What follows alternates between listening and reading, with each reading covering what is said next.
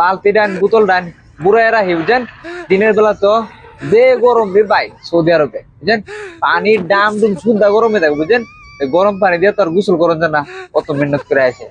পরে পানিটা তো আগে তো বুড়ে রাখলে এই পানিটা ঠান্ডা তো এটা গোসল দিতে একটু ভালো লাগে আর